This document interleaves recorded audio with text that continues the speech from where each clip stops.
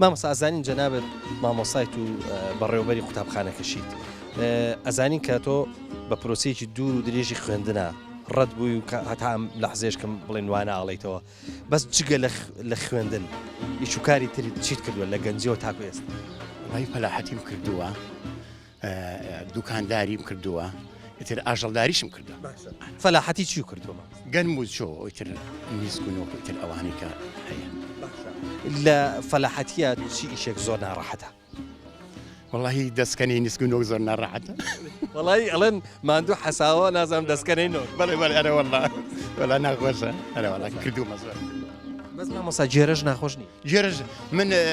تەمەنم بچوو بوو کە باوکم دەیگوت بچوە سەر جەنجەڕەکە دوو پەڕەم لێ ئەدا یەکسەر خەوم لێکەوە دەیگوت ڕەسوڵ دابەزە. بڵێ خۆخواانە قاسە بکەویتی تای خوار ئەوە ئەکەویتە ژێر جەنجەڕەکەەوە ئەرە وڵا ژێرەوەشی هەمووی تەور و بەڵێ باڵتەیە. لەگەڵەوەشا خۆشیش بووە زانی ینی جەنجەڕی ئێرە بە دوای ئێستر و ئەوانەوە وڵی هەبوو ئەوەی تۆزێ دەوڵەمەند بووە یەستری هەبوو ئەوەی فەقیر بووە بەکەر ئەیکرد بەڵێ زۆر باشە ئەی وتت ئاژەڵداریشم کرد ئاژەڵداریشم کردووەرە وڵا حیوانمان هەبوو لە ئەنی لە قەدیم و حیوانمان هەبوو. مامۆستا ئێستا کە هەندێک شتەڵی خەڵک بەلایەوە سەیرە ئەویش ئەوەیە لە لادەیە خۆ دەزانی هیچ کەسێک زیاد نەبوو هەر کەسێک مناڵی هەبووە لە مناڵی لە حوش ساڵیەوە تر دەبووە دەستکا بە ئیش و کاروشتووە یعنی ڕەنگە پیان سیر بێت تۆ خوێندوتە و لەگەڵیشا ئیشی لادێت لە هیچ ئیشێک نەگەڕاویتەوە حەچی هەویان وابی ئیشێکم کردووە یعنی ئێمە بەیانیان لە مەکتەب بووین با بڵین لە هەفتاکان و هەشتاکانە پاشنیۆڕانێک کتابەکان ماکردی جیرفانەوە ئەچین بەلای کاروبەرە باوکمان ئەیناردین بەلای کاروبەرە لەوێ ئەما خوێندەوە کاروبەرەکەشمان لە لەوەڕاند کەواتە ئەمە شتێکی زۆر باشمان هێن کرد وەختی خۆی ئەوە ئیشیش بکەیت ئەوە بشخوێنیت ینی هەردووچی بەیەکەوە بوو باشە بەراورد بە ئەو کاتە قوتابی ئێستا خوێنکاری ئێستا ئاستی چۆن زۆر دابەزیەوە زۆر یعنی ئەگەر یەکێک شەهادەیەکی شەشی ئیعدادی هەبووایە یعنی هەندی زانکۆیەکی ئێستای ئەزانی بگرە زیاتریش بگرە زیاتر هۆکاری دابەزینی ئاسی خوێندن تۆ بۆ چی چڕیت وڵی ئەم تەکنۆلۆژیای موبایل و ئەمە سەبەبێکی ڕئیسیە من بۆ چوونی خۆم سەبەبێکی ڕئیسیە ئەم دەوام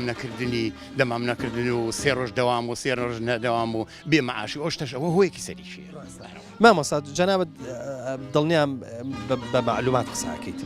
زانیاریت هەیە ئەنجا قساکەی ئەزدانی کە ئەم تەکنۆلۆژیا چ کاریگەرێکی لەسەر پرۆسی خوێندن هەیە ئاها کەچی هێشتا پەروەردە هۆکارە دۆزێتەوە بۆی کە بە ئۆنلاین و نازان ئەلم بابەتانە بۆی زیاتر خوێنکارە مەسەلەن بۆ من ئاڕاستەکە بۆی کە بۆی لە شاشەی بەحساب زیرەک دووریان خاتەوە دیسان هۆکاریان بۆ دۆزێتەوە بۆی لە ناو شاشەکە بمێنێتەوە باشە ئۆنلاین بۆ ئێمە نەجاحەتی بە هیچ شێوەی نەجاحەتینی ئێمە ساڵان کۆبوونەمان بەدایکان وەکانە کرد ئەمانگوت بە هیچ شێوەی موبایل نەدەنسن دەست مناڵ ئێستا ئەبێ باوکو دایکە ئیزیبار کراوکە موبایلی بۆ بکڕێ و خەتی بۆ کڕێ ئێستا بۆ نمونە ئێستا کراوتە ئەلکترۆنی لەم دێ ئێمە دوو خەتیتیان نییە یعنی قوتابی نازانێ بە چی بخێنێ ینی سەری لێشێوە ئێمە ئێستا ئاسی قوتابی وای لێ هاتووە ئێمە لە ناو پۆلە ناتوانین وانەکە بە پێکین وەکو پێویست وەریگرێ وەری ناگرێ ینی مێشکی شتێکی تری دیایە پڕە لە ئەم شتانەی کە ئێستا ئەم تەکنۆلۆژی و شتە خراپانە ینی زۆر دابەزیەوە ئاسی بابزانین مامۆستا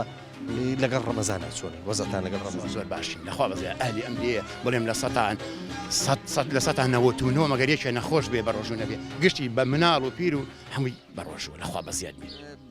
گەنج زیینەتی هەر شتێکە کە دەستی بۆ بەرێ مثلا بۆ نمونە چۆن شۆڕش گەنج مثلا بۆ گەنجی تیاابێ ینی سەرکەوتووە بێ ئەزانی دینداریش گەنج زۆر لی جوانە بابزانین گەنجەکانی عسکەرە گەنجی عسکەر لەخوا بەزیێت لە سەیان نوێژەکەن یعنی کاتی جەماعەت وەرە بزانە چەند ئەوانی تەمەنیان زۆر کەم لەوێنە ئەوەیکی گشتی گەنجە لەخوا بەسیێت هەموو ئێوارەیەک هەستەکەی مناسبەتێکی تایبەتە ینی ئەڵی جێژنەیانێت ئێمە هەر زۆر ئەم ساڵ زۆر خەڵەباڵین بەوەی مزگەوتەکە جاران دوور بوو تۆزیە چەپ بوو ئێستا لە ناوەڕاستی دەیەکەیە زیاتر خەڵک زیاتر دێت هەرەوەڵە ماشەڵڵا مزگەوتەکەشتان زۆر لەخوا بەزیاد لەخوا لێ من نەستێنی ئینشاءڵڵا تەمکینی زیاتر سەلامەتی